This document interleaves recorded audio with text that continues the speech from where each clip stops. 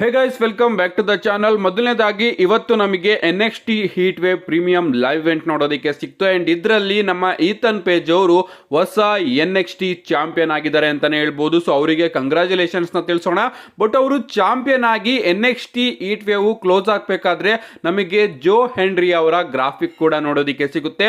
So WWE ಅವರು tease ಮಾಡ್ತಾ ಇದ್ದಾರೆ ಜೋ ಹೆನ್ರಿ ಅವರು ಮುಂದೆ NXT ಅಲ್ಲಿ ಕೂಡ ನೋಡೋದಕ್ಕೆ ಸಿಗ್ಬಹುದು ಅಂತ.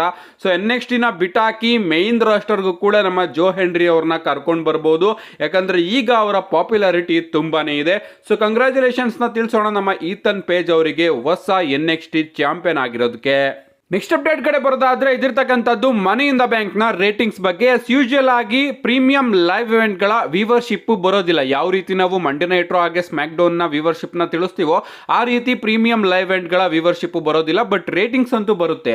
10 ಔಟ್ ಆಫ್ ಎಷ್ಟು ರೇಟಿಂಗ್ಸ್ ನ ಫ್ಯಾನ್ಸ್ ಗಳು ಮಾಡಿದ್ದಾರೆ ಅಂತ ಲಿಸ್ಟ್ ಬಿಡುಗಡೆ ಆಗುತ್ತೆ ಅಂತಾನೆ ಹೇಳ್ಬೋದು. ಬಟ್ ನಾವು ಮನಿ ಇನ್ ದ ಬ್ಯಾಂಕ್ ನ ರೇಟಿಂಗ್ಸ್ ನ ಗಮನಿಸಿದ್ರೆ ಗೈಸ್ 5.44 ರೇಟಿಂಗ್ ಸಿಕ್ಕಿದೆ ಅಂತಾನೆ ಹೇಳ್ಬೋದು. ಲಿಟ್ರಲಿ ನನಗಂತೂ ತುಂಬಾನೇ ಶಾಕ್ ಆಯ್ತು. 2024ರ ಅತಿ ಕಡಿಮೆ ರೇಟಿಂಗ್ಸ್ ಉಳ್ಳಂತಹ premium live event money in the bank ಆಗಿದೆ. ಇದಕ್ಕಿಂತ ಕೆಟ್ಟದು ಎಲಿಮಿನೇಷನ್ ಚೇಂಬರ್ ಇತ್ತು. ನಿಜವಾಗ್ಲೂ ಇದು ತುಂಬಾನೇ ಬೆಟರ್ ಆಗಿತ್ತು. ಅಷ್ಟೊಂದು ರೋಲರ್ ಕೋಸ್ಟರ್ ರೈಡ್ ಅಂತಾರಲ್ಲ ಅದು ರೀತಿಯ ವಿಚಾರ ನಮಗೆ ಈ ಬಾರಿಯ ಮನಿ ಇನ್ ದ ಬ್ಯಾಂಕ್ ಅಲ್ಲಿ ನೋಡೋದಕ್ಕೆ ಸಿಕ್ತು. ಜಾನ್ ಸಿನಾ ಅವರು ಕೂಡ ನೋಡೋದಕ್ಕೆ ಸಿಕ್ಕಿದ್ರು. ಆದ್ರೂ ಕೂಡ ಜನಗಳು ಯಾಕೆ ಈ ರೀತಿ ರೇಟಿಂಗ್ಸ್ ನ ಕೊಡ್ತಾ ಇದ್ದಾರೆ ನನಗಂತೂ ಅರ್ಥ ಆಗ್ತಾ ಇಲ್ಲ. ಅಫ್ಕೋರ್ಸ್ ಫ್ಯಾನ್ಸ್ ಗಳೇ ಹೋಗಿ ರೇಟಿಂಗ್ಸ್ ನ ಕೊಡೋದು ಅಲ್ಲಿನ ಫ್ಯಾನ್ಸ್ ಗಳು. ಸೊ 5.44 ರೇಟಿಂಗ್ಸ್ ನ ಕೊಟ್ಟಿದ್ದಾರೆ. ನಿಜವಾಗ್ಲೂ ಗೈಸ್ ಒಂದು 8, 9 ಕೊಡಬೇಕಿತ್ತು. ಯೂಶುವಲ್ ಆಗಿ WWE ಪ್ರೀಮಿಯಂ ಲೈವ್ ಇವೆಂಟ್ ಗೆಲ್ಲೋದಕ್ಕೂ ಕೂಡ 7, 8, 9 ರೇಟಿಂಗ್ಸ್ ಇರುತ್ತೆ. ಬಟ್ ಇದಕ್ಕೆ 5 ರೇಟಿಂಗ್ ಸಿಕ್ಕಿದೆ. ನನಗಂತೂ ತುಂಬಾನೇ ಶಾಕ್ ಆಯ್ತು. ನೆಕ್ಸ್ಟ್ ಅಪ್ಡೇಟ್ ಕಡೆ ಬರೋದಾದ್ರೆ ಇದಿರ್ತಕ್ಕಂಥದ್ದು ನಮ್ಮ ಸ್ಟಿಫನಿ ಸ್ಟಾರ್ಟನ್ ಅವರ ಬಗ್ಗೆ. ನಿಮಗೆ ಗೊತ್ತಿರಬಹುದು ನಿನ್ನೆ ಮನಿ ಇನ್ ದ ಬ್ಯಾಂಕ್ ನ ನಮ್ಮ ಸ್ಟಿಫನಿ ಸ್ಟಾರ್ಟನ್ ಅವರು ವಿನ್ ಆಗ್ತಾರೆ. ಅಂಡ್ ಇದಾದ್ಮೇಲೆ ಅವರು ಪ್ರೆಸ್ ಕಾನ್ಫರೆನ್ಸ್ ಅಲ್ಲಿ ಒಂದು ದೊಡ್ಡ ವಿಚಾರನ ರಿವೀಲ್ ಮಾಡಿದ್ದಾರೆ ಅಂತಾನೆ ಹೇಳ್ಬಹುದು. ಅವ್ರು ಹೇಳ್ತಾರೆ, ನಾನು ಈ ಒಂದು women's money in the bank brief case ನ ಕಸ್ಟಮೈಸ್ ಮಾಡ್ತೀನಿ, ನನ್ನ ರೀತಿ ಒಂದು ಬ್ರೀಫ್ ಕೇಸ್ ನ ಕಸ್ಟಮೈಸ್ ಮಾಡಿಕೊಂಡು ನಾನು ಓಡಾಡ್ತೀನಿ ಅಂತ ನಮ್ಮ ಸ್ಟಿಫನಿ ಸ್ಟಾರ್ಟನ್ ಅವರು ತಿಳಿಸಿದ್ದಾರೆ. ಸೊ ಮೊದಲ ಬಾರಿ women's money in the bank briefcase ಕೂಡ ಕಸ್ಟಮೈಸ್ ಆಗ್ತಾ ಇದೆ. ತುಂಬಾ ಬಾರಿ ನಾವು men's money in the bank briefcase customise ಆಗಿರೋದನ್ನ ನೋಡಿದ್ವಿ. ನಮ್ಮ ಬ್ರಾಕ್ ಲೆಸ್ನರ್ ಆಗಿರಬಹುದು, ಇನ್ನೂ ತುಂಬಾ ಜನ ಮಾಡ್ಕೊಂಡಿದ್ರು. ಅಂಡ್ ಈಗ ನಮ್ಮ ಸ್ಟಿಫನಿ ಸ್ಟಾರ್ಟನ್ ಅವರ ಬ್ರೀಫ್ ಕೇಸ್ ಕೂಡ ಕಸ್ಟಮೈಸ್ ಆಗುತ್ತಂತೆ. ನೋಡೋಣ ಗೈಸ್ ಯಾವ ರೀತಿ ಜಾತ್ರೆ ರೀತಿ ಅವರು ಕಸ್ಟಮೈಸ್ ಮಾಡಿಕೊಂಡು ಬರ್ತಾರೆ ಅಂತ. ನೆಕ್ಸ್ಟ್ ಅಪ್ಡೇಟ್ ಕಡೆ ಬರೋದಾದ್ರೆ ಇದಿರ್ತಕ್ಕಂಥದ್ದು ನಮ್ಮ ಆಂಡ್ರಾದೆ ಅವರ ಬಗ್ಗೆ. ನೀವು ಇಲ್ಲಿ ನೋಡ್ತಾ ಇರಬಹುದು, ಆಂಡ್ರಾದೆ ಅವರು ರೀಸೆಂಟ್ ಆಗಿ ತಮ್ಮ ಒಂದು ಫೋಟೋನ ಶೇರ್ ಮಾಡ್ಕೊಂಡಿದ್ದಾರೆ ಯಾವ ರೀತಿ ಅವರ ಬ್ಯಾಕ್ ಆಗಿದೆ ಅಂತ. ಸೊ ಲ್ಯಾಡರ್ ಮೇಲೆ ಅವರು ಒಂದು ಸನ್ಸೆಟ್ ಫ್ಲಿಪ್ ಪವರ್ ಬಾಂಬ್ ನ ಹಾಕ್ತಾರಲ್ಲ ಅದರಿಂದ ಈ ರೀತಿ ಆಗಿದೆ ಅಂತ ಅನ್ಕೋತೀನಿ.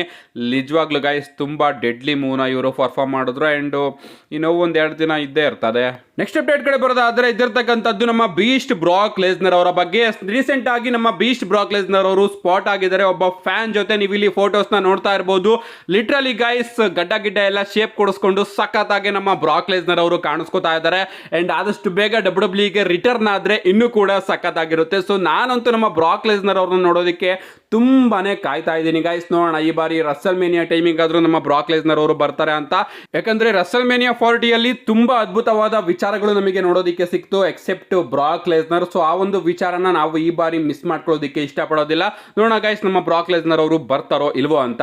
ನೆಕ್ಸ್ಟ್ ಅಪ್ಡೇಟ್ ಕಡೆ ಬರೋದಾದ್ರೆ ಇದಿರ್ತಕ್ಕಂಥದ್ದು ನಮ್ಮ ಸಿನೇಷನ್ ಲೀಡರ್ ಜಾನ್ ಸಿನಾ ಅವರ ಬಗ್ಗೆ. ನಿಮಗೆ ಗೊತ್ತಿರಬಹುದು ಮನಿ ಇನ್ ದ ಬ್ಯಾಂಕ್ ಅಲ್ಲಿ ನಮ್ಮ ಜಾನ್ ಸಿನಾ ಅವರು ಬಂದ್ಬಿಟ್ಟು ನಾನು ಮುಂದಿನ ವರ್ಷ ರಿಟೈರ್ಡ್ ಆಗ್ತಾ ಇದ್ದೀನಿ ಅಂತ ಅಫಿಷಿಯಲ್ ಆಗಿ ಅನೌನ್ಸ್ ಮಾಡ್ತಾರೆ. And money in the bank ಮುಗಿದ್ಮೇಲೆ ಪ್ರೆಸ್ ಕಾನ್ಫರೆನ್ಸ್ ಅಲ್ಲೂ ಕೂಡ ಹೇಳ್ತಾರೆ, ನಾನು 2025ಕ್ಕೆ ರಿಟೈರ್ಮೆಂಟ್ ನ ತಗೋತಾ ಇದ್ದೀನಿ. ಸೊ 2025ಕ್ಕೆ ನಾನು ಯಾವ ಪ್ರೀಮಿಯಂ ಲೈವ್ ಇವೆಂಟ್ ಗೆ ಬರ್ತೀನೋ ಅದು ನನ್ನ ಕಡೆಯ ಪ್ರೀಮಿಯಂ ಲೈವ್ ಇವೆಂಟ್ ಆಗಿರುತ್ತೆ ಅಂತ. ಅಂಡ್ ರೀಸೆಂಟ್ ಆಗಿ ನಮ್ಮ ಜಾನ್ ಸಿನಾ ಅವರು ತಮ್ಮ ಇನ್ಸ್ಟಾಗ್ರಾಮ್ ಅಲ್ಲೂ ಕೂಡ ಅದೇ ರೀತಿ ಒಂದು ಪೋಸ್ಟ್ ನ ಹಾಕಿದ್ದಾರೆ. ನೀವು ಇಲ್ಲಿ ನೋಡ್ತಾ ಇರಬಹುದು, end of story just ahead ಅಂತ ಅವರು ಒಂದು ಪೋಸ್ಟ್ ನ ಹಾಕಿದ್ದಾರೆ. ಸೊ ಇನ್ಸ್ಟಾಗ್ರಾಮ್ ಅಲ್ಲಿ ನಮ್ಮ ಜಾನ್ ಸಿನಾ ಅವರು ಏನನ್ನೇ ಪೋಸ್ಟ್ ಮಾಡಿದ್ರು ಕೂಡ ಅದು ಸೆನ್ಸ್ ಆಗ್ತಾ ಇರಲಿಲ್ಲ. ಬಟ್ ಈಗ ತುಂಬಾನೇ ಸೆನ್ಸಬಲ್ ಆಗಿದೆ ಅಂತಾನೆ ಹೇಳ್ಬಹುದು. ಅಂಡ್ ಸಡನ್ ಆಗಿ ನಮ್ಮ ಜಾನ್ ಸಿನಾ ಅವರು ಮನಿ ಇನ್ ದ ಬ್ಯಾಂಕಿಗೆ ಬಂದ್ರಲ್ಲ, ಅದು ಯಾಕೆ WWE ಅವರು ಸಡನ್ ಆಗಿ ಈ ರೀತಿ ಮಾಡಿದ್ರು ಅಂತ ನೀವೇನಾದ್ರೂ ಕೇಳಿದ್ರೆ ನಮ್ಮ ಜಾನ್ ಸಿನಾ ಅವರೇ WWE ಗೆ ಕೇಳಿದ್ರಂತೆ, ಓಕೆ ನಾನು ಇಲ್ಲಿದ್ದೀನಿ, ನಾನು ಅಲ್ಲಿ ಹೋಗ್ತೀನಿ, ನನ್ನ ರಿಟೈರ್ಮೆಂಟ್ ನ ಅನೌನ್ಸ್ ಮಾಡ್ತೀನಿ ಅಂತ ನಮ್ಮ ಜಾನ್ ಸಿನಾ ಅವರೇ WWE ಬಳಿ ಕೇಳಿ ರಿಕ್ವೆಸ್ಟ್ ಮಾಡಿಕೊಂಡು ಆ ರೀತಿ ಬಂದಿರೋದು ಅಂತಾನೆ ಹೇಳ್ಬೋದು. ಸೊ ಜಾನ್ ಸಿನಾ ಅವರಿಗೆ ಅನ್ನಿಸ್ತಂತೆ, ಓಕೆ ನನ್ನ ಕೈಯಲ್ಲಿ ಏನಾಗೋದಿಲ್ಲ, ಇನ್ನೊಂದು ವರ್ಷ ನಾನು ಕಂಪ್ಲೀಟ್ ಮಾಡಬಹುದು ಅಂತ ಹೇಳಿ ಅವರ ರಿಟೈರ್ಮೆಂಟ್ ನ ಅನೌನ್ಸ್ ಮಾಡಿದ್ದಾರೆ. ನೋಡೋಣ ಗೈಸ್ ಆ ಒಂದು ವರ್ಷ ನಮ್ಮ ಜಾನ್ ಸಿನಾ ಅವರ WWE ರೈನ್ ಲೈನ್ ಏನಿದೆ ಅದು ಯಾವ ರೀತಿ ಇರುತ್ತೆ ಅಂತ. ನೆಕ್ಸ್ಟ್ ಅಪ್ಡೇಟ್ ಕಡೆ ಬರೋದಾದ್ರೆ ಇದಿರ್ತಕ್ಕಂಥದ್ದು ನಮ್ಮ ಸಿಎಂ ಪಂಕ್ ಹಾಗೆ ಜಾನ್ ಸಿನಾ ಅವರ ಬಗ್ಗೆ ನಿಮ್ಗೆ ಗೊತ್ತಿರಬಹುದು. ಪ್ರೆಸ್ ಕಾನ್ಫರೆನ್ಸ್ ಅಲ್ಲೂ ಕೂಡ ನಮ್ಮ ಸಿಎಂ ಪಂಕ್ ಅವರು ಹೇಳಿದ್ರು ಜಾನ್ ಸಿನಾ ಅವರು ರಿಟೈರ್ಡ್ ಆಗ್ತಾರೆ ಅಂದ ಕೂಡಲೇ ನಾನು ಅವರಿಗೆ ಟೆಕ್ಸ್ಟ್ ಮೆಸೇಜ್ ನ ಮಾಡಿದೆ ಅಂತ. ಅಂಡ್ ಈಗ ಒಂದು ವಿಡಿಯೋ ತುಂಬಾನೇ ವೈರಲ್ ಆಗ್ತಾ ಇದೆ, ನೀವು ಇಲ್ಲಿ ನೋಡ್ತಾ ಇರಬಹುದು. ಅಂಡ್ ಇದನ್ನ ನಮ್ಮ ಸಿಎಂ ಪಂಕ್ ಅವರೇ ತಮ್ಮ ಎಕ್ಸ್ ಅಕೌಂಟ್ ಅಲ್ಲೂ ಕೂಡ ಶೇರ್ ಮಾಡಿದ್ದಾರೆ. ಇಬ್ರು ಕೂಡ ಮಾತುಕತೆ ಆಡ್ತಾ ಇದ್ದಾರೆ ಅಂಡ್ ಅದಾದ್ಮೇಲೆ ಹ್ಯಾಂಡ್ ಶೇಕ್ ನ ಕೊಡ್ತಾ ಇದ್ದಾರೆ. ಸೊ ನಮ್ಮ ಸಿಎಂ ಪಂಕ್ ಅವರ ಆಸೆ ಏನಪ್ಪಾ ಅಂದ್ರೆ ಜಾನ್ ಸಿನಾ ಅವರು ರಿಟೈರ್ಡ್ ಆಗೋದಕ್ಕಿಂತ ಮುಂಚೆ ನನ್ನ ಮೇಲೆ ಒಂದು ಮ್ಯಾಚ್ ನ ಆಡಬೇಕು ಅಂತ. ಸೊ ಇನ್ನ ನಮ್ಮ ಜಾನ್ ಸಿನಾ ಅವರಿಗೆ ಉಳಿದಿರೋದು ಒಂದು 2, 3, 4 ಮ್ಯಾಚ್ ಅಂತ ಅನ್ಕೋತೀನಿ. ಅದರಲ್ಲಿ ಸಿಎಂ ಪಂಕ್ ಅವರ ಮೇಲೆ ನಮ್ಮ ಜಾನ್ ಸಿನಾ ಅವರು ಮ್ಯಾಚ್ ಆಡೋದು ಡೌಟು. ನೋಡೋಣ ಯಾವ ರೀತಿ ಡಬ್ಲ್ಯೂ ಅವರು ಮಾಡ್ತಾರೆ ಅಂತ. ನಮ್ಮ ಸಿಎಂ ಪಂಕ್ ಅವರಿಗೇನೆ ಚಾಂಪಿಯನ್ಶಿಪ್ ನ ಗೆಲ್ಸಿ ಪ್ರಾಬಬ್ಲಿ ಜಾನ್ ಸಿನಾ ಅವ್ರನ್ನ ಸಿಎಂ ಪಂಕ್ ಅವ್ರನ್ನ ಬುಕ್ ಮಾಡಿ ಜಾನ್ ಸಿನಾ ಅವರು ಸಿಎಂ ಪಂಕ್ ಅವ್ರನ್ನ ಸೋಲಿಸಿ ಚಾಂಪಿಯನ್ ಆದ್ರೂ ಆಗ್ಬಹುದು. ಸದ್ಯಕ್ಕೆ ಯಾವ್ದನ್ನು ಕೂಡ ಆಗೋದಿಲ್ಲ ಅಂತ ಹೇಳೋದಕ್ಕಾಗೋದಿಲ್ಲ ನಮ್ಮ ಟ್ರಿಪಲ್ ಎಚ್ ಅವರ ಈ ಒಂದು ಕಾಲದಲ್ಲಿ. ನೋಡೋಣ ನಮ್ಮ ಸಿಎಂ ಪಂಕ್ ಅವರ ಆಸೆ ಈಡೇರುತ್ತೋ ಇಲ್ವೋ ಅಂತ. ಅಂಡ್ ನಮ್ಮ ಸಿಎಂ ಪಂಕ್ ಅವರ ಬಗ್ಗೆ ಮಾತಾಡ್ತಾ ಇದೀವಿ ಅಂದ್ರೆ ಸ್ವಲ್ಪ ನಮ್ಮ ಸಿಎಂ ಪಂಕ್ ಹಾಗೆ ಡ್ರೂ ಮ್ಯಾಕೆಂಟೈರ್ ಅವರ ಬಗ್ಗೆನೂ ಕೂಡ ಮಾತಾಡೋಣ. ನಿಮ್ಗೆ ಗೊತ್ತಿರಬಹುದು ಮನಿ ಇನ್ ದ ಬ್ಯಾಂಕ್ ಅಲ್ಲಿ ಏನೇನಾಯ್ತು ಅಂತ. And money in the bank press conference ಅಲ್ಲಿ ನಮ್ಮ ಡ್ರೂ ಮ್ಯಾಕೆಂಟೈರ್ ಅವರು ಆಡಮ್ ಪಿಯರ್ಸ್ ಅವರ ಮೇಲೂ ಕೂಡ ಅಟ್ಯಾಕ್ ಮಾಡ್ತಾರೆ ಅಂತಾನೆ ಹೇಳ್ಬಹುದು. ಸಂಪೂರ್ಣ ಮಾಹಿತಿನ ನಾನು ಈಗಾಗಲೇ ವಿಡಿಯೋದಲ್ಲಿ ತಿಳಿಸಿದ್ದೀನಿ, ಹೋಗಿ ನೋಡಿಲ್ಲ ಅಂದ್ರೆ ಖಂಡಿತವಾಗ್ಲೂ ನೋಡಿ. ಅಂಡ್ ಈಗ ನಮ್ಮ ಸಿಎಂ ಪಂಕ್ ಹಾಗೆ ಡ್ರೂ ಮ್ಯಾಕೆಂಟೈರ್ ಅವರಿಗೆ ಆಡಮ್ ಪಿಯರ್ಸ್ ಅವರು ಫೈನ್ ಹಾಕಿದ್ದಾರೆ. ರೀಸೆಂಟ್ ಆಗಿ ಅವರು ಒಂದು ವಿಡಿಯೋನ ಅಪ್ಲೋಡ್ ಮಾಡ್ತಾರೆ ಅಂಡ್ ಹೇಳ್ತಾರೆ ಸಿಎಂ ಪಂಕ್ ಹಾಗೆ ಡ್ರೂ ಮ್ಯಾಕೆಂಟೈರ್ ನೀವಿಬ್ರು ಏನೇನು ಮಾಡಿದ್ರಿ ಮನಿ ಇನ್ ದ ಬ್ಯಾಂಕ್ ಅಲ್ಲಿ ಅದಕ್ಕೋಸ್ಕರ ನಿಮ್ಮಿಬ್ರಿಗೂ ಕೂಡ ಫೈನ್ ಹಾಕಿದ್ದೀನಿ. ಎಷ್ಟು ಅಮೌಂಟ್ ನ ಫೈನ್ ಹಾಕಿದ್ದಾರೆ ಅಂತ ಅವರು ಡಿಸ್ಕ್ಲೋಸ್ ಮಾಡೋದಿಲ್ಲ. ಅವರು ಅನ್ಡಿಸ್ಕ್ಲೋಸ್ಡ್ ಅಮೌಂಟ್ ಆಫ್ ಮನಿನ ನಾನು ನಿಮಗೆ ಫೈನ್ ಹಾಕಿದ್ದೀನಿ.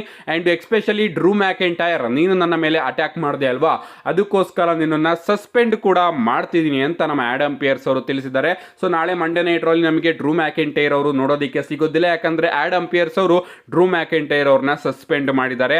ನೋಡೋಣ ಗೈಸ್ ಈ ಒಂದು ಸ್ಟೋರಿ ಎಲ್ಲಿಗೆ ಹೋಗಿ ತಲುಪುತ್ತೆ ಅಂತ. ಸದ್ಯಕ್ಕೆ ನಾನಂತೂ ಇಂಟ್ರೆಸ್ಟೆಡ್ ಆಗಿದ್ದೀನಿ ಈ ಒಂದು ಸ್ಟೋರಿ ಲೈನ್ ಅಲ್ಲಿ. ಸಿಗ್ತೀನಿ ಸಂಜೆ ವಿಡಿಯೋದಲ್ಲಿ. ನಾಳೆ ಮಂಡೇ ನೈಟ್ ರಲ್ಲಿ ಏನಾಗುತ್ತೆ ಅಂತ ತಿಳಿಸ್ಕೊಡ್ತೀನಿ. See you guys in my next video.